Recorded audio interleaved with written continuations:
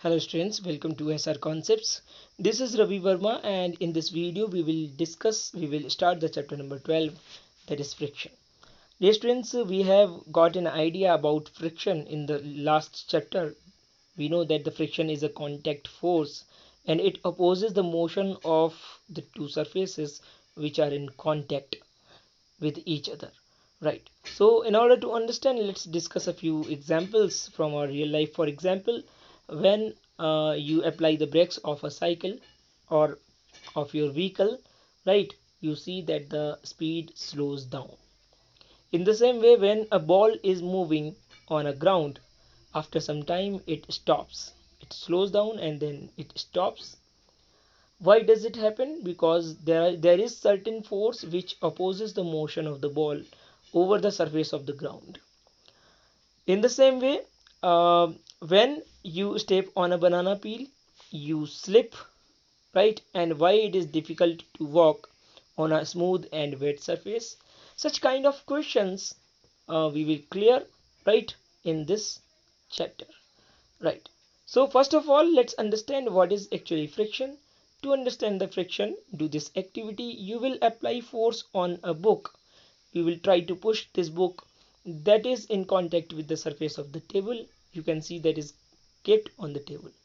After moving for a few seconds or for a while, it will stop. The book will stop. In the same way, you now repeat the activity by applying the force by pushing the book from the opposite direction. You will see that after certain time, right, certain period of time, it will stop. It will come to rest. So definitely some force is working on the book after it has been pushed, right? Definitely some force is working to oppose the motion of the book. That's why the book stops moving on the table. So dear students, this is actually the force of friction which is opposing the movement, the motion of the book. So let's understand what is friction. Suppose dear students, this is the book, this is the lower surface of the book, this one is the lower surface of the book, and suppose this is the surface of the table, this is the surface of the table, right? So suppose that you push the book in this direction, so definitely the book will start moving in this direction, right? So what will happen, that uh, the the surface of the table will apply force of friction in the opposite direction. You can see that the book is moving this direction and the surface of the table is applying force in opposite direction to the book. Got it?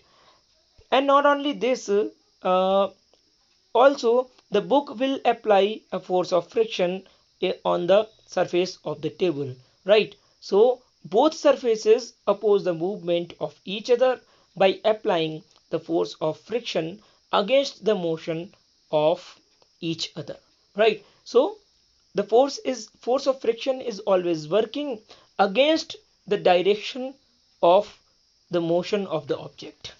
All right, now let's understand, um, let's underline a few important lines here. What is written here, this is very important to you. You can note it, you can read it.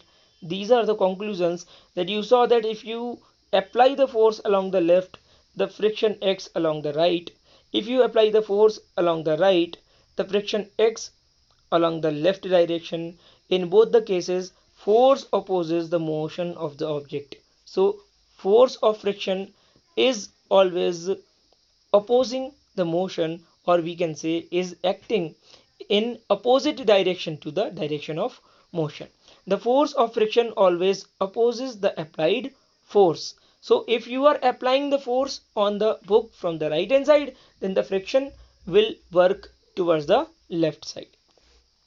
In the above activity, the force of friction acts between the surface of the book and the surface of the table. So whenever two surfaces are in contact and they are moving against each other, then the force is working. That is called friction force, right? So in the friction, the same, is the friction the same for all surfaces? Does it depend on the smoothness of the surfaces? Let us find out. So what is the effect of roughness or smoothness of the surfaces on the force of friction which is working between them? Let's find out this. So we will discuss one of the factor which affects the friction. This factor is actually the smoothness or roughness of the surface. What we need to do, we will do this activity. We will put a brick on a table, right, or on the floor, and then what we will do, we will tie this thread uh, on the brick. This should be durable. This should be a durable string, right? And we will tie this with a spring balance. Right now, when you will try to move the brick with the help of this setup, you will apply force on the spring balance in this direction, and after some time you will see that the spring the that the reading in the spring balance will change, right? You have to note the reading in the spring balance at the same moment when the brick starts moving, right? So the pointer, when the pointer will move in the spring balance, what will happen, that after some time the brick will start moving and the pointer will stop in the spring balance, right? First of all, let's understand what is the spring balance, then you can better understand this. Look at this. This is the spring balance, right?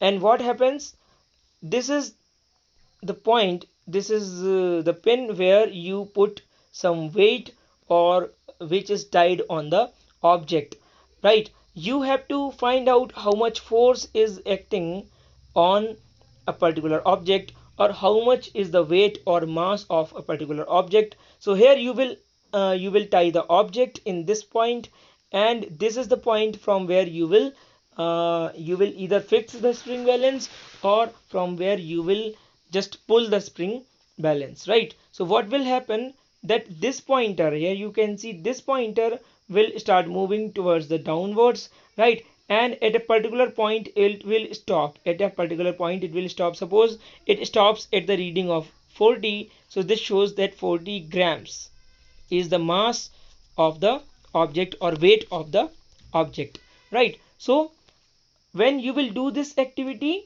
you will find certain reading here, right? So this reading will give a measure of how much force is working, how much force of friction is working between the surface of the brick, between the surface of the brick and the surface of the ground. All right, okay, now what you will do, you will just simply wrap the brick with a polythene, right? You will wrap the brick with the polythene and again do the same activity, right? You will again pull this spring balance, right? You will pull the brick and you will note down the reading. You will see that this time there is a little bit lesser reading, or you will find that there is a lesser amount of friction working on the brick, right? Okay, now you can also do one thing, that you will wrap the brick in another repetition of the activity. You can wrap the brick with a jute bag and you will do the activity once again. This time you will see that the reading is more, right? So when you wrap the brick with a polythene, the reading of the force goes down, and when you wrap the brick with a jute bag, you will see the amount of force increases. So here you can see that the force is dependent on the smoothness of the surface. So when the surface is wrapped, when the surface of the brick is wrapped with the polythene, so polythene provides a smoother surface. In that case the force of friction becomes lesser. But when you wrap the brick with a jute bag which is very much rough surface, so the jute bag makes a very rough surface of the brick, and this is how on the rough surface the force of friction increases. So from this activity we reached one conclusion, that the force of friction depends on the smoothness and roughness of the surface. If the two surfaces are rough, right, then the force of friction will be high, and if the two surfaces in contact are smoother, right, then the force of friction will be lesser. Okay, now let's do this activity number 12.3. Let's understand this activity, how you will do. What you can do, you have to take a table, right, and on that table you have to make a slope like this. You can use a cardboard, you can use a cardboard, something like this, right, so that a slopy surface is maintained. Throughout the activity you have to maintain the same slope. Now what you will do, you will mark a point over the surface like this.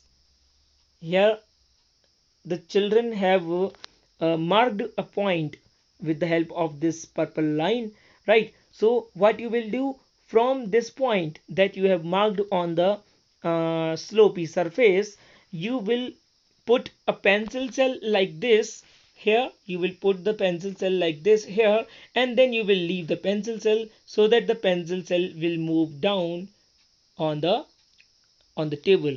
And you have to mark this point also, where the pencil cell stops after moving a particular distance. Now what you need to do, you need to find out the total distance traveled by the pencil on the table, right, traveled by the pencil on the table. Now you will repeat the same activity by putting a piece of cloth on the table, right? You have to take care that the cloth has no wrinkles. Once again you will put a pencil cell here, you will release the cell, and once again the cell will move in this direction. But this time you will see that the pencil cell stops somewhat here, right?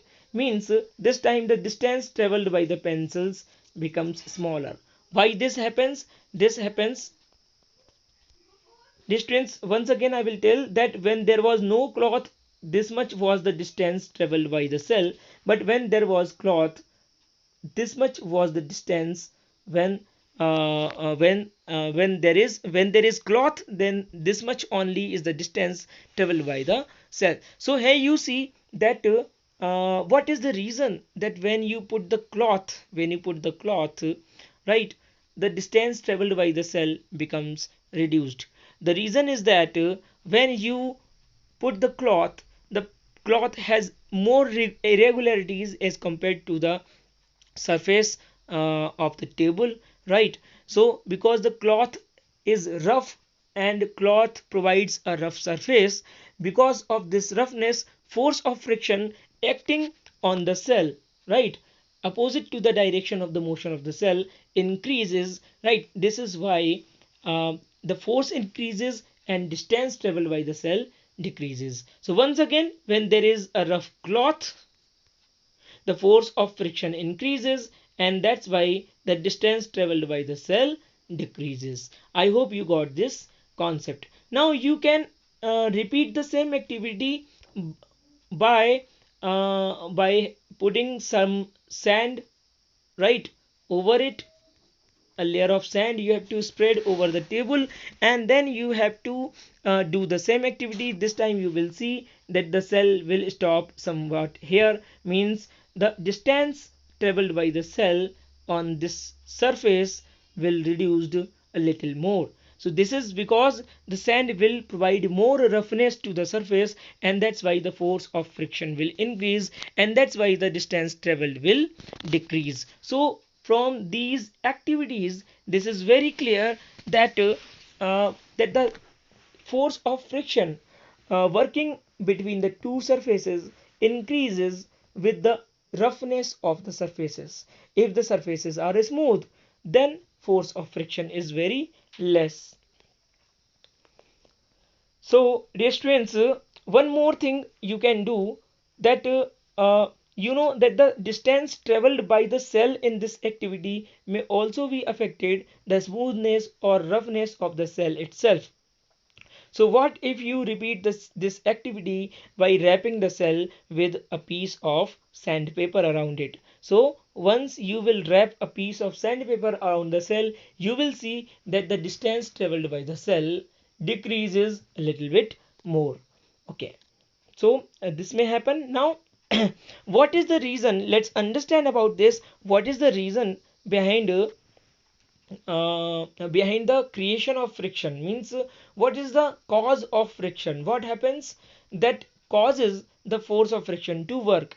Here you can see the activity is performed like this. The cloth has been put here, right? Here you can see how the activity is performed, right? So let's understand what is the cause of friction. So dear students, what happens when two surfaces are in contact, right? Actually, for example, the surface of this book, here you can see this blue one is representing the surface of a book, and this brown one is representing the surface of a table. So the cause of friction actually is the interlocking of irregularities, right? Irregularities in the surfaces. For example, here you can see that the blue surface has certain irregularities, the brown surface also has certain irregularities, and when these irregularities interlock with each other, so here you can see that there is an interlocking of irregularities in the surfaces. So when the two books tend to move with respect to each other, you will see we have to apply force to overcome this interlocking of the surfaces, right? This interlocking of the irregularities of the surfaces, we have to apply certain force, right? This is why the force of friction is created. Let's read what is written in the book here.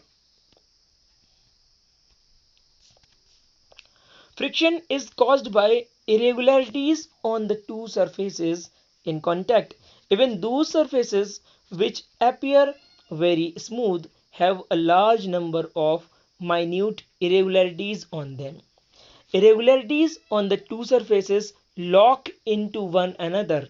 When we attempt to move any surface, we have to apply a force to overcome the interlocking. On rough surfaces, there are large number of irregularities. This is why the force of friction is greater if a rough surface is involved, right? So dear students, in a rough surface there is larger number of irregularities, and this is why there is stronger interlocking of these irregularities, and that's why to break this interlocking we have to apply a lot of force to bring the two surfaces in motion, right? So this is why the force of friction is proportional directly to the roughness of the surfaces. So dear students, uh, this is all about the friction. In this video, we learned what is friction. Actually, we know that the friction is a force opposing the motion of two surfaces which are in contact with each other during the motion. And we know that the friction is created because of irregularities in the surfaces which get interlocked with each other. And so we know that the surfaces which are rough have more force of friction, while the surfaces which are smooth, between them there will be lesser amount of friction. Thank you for watching this video. In the next video we will learn about static friction and sliding friction, right? So keep preparing your notes from the videos from your NCERT textbook, and this is very important that you learn from your NCERT textbook. Thank you.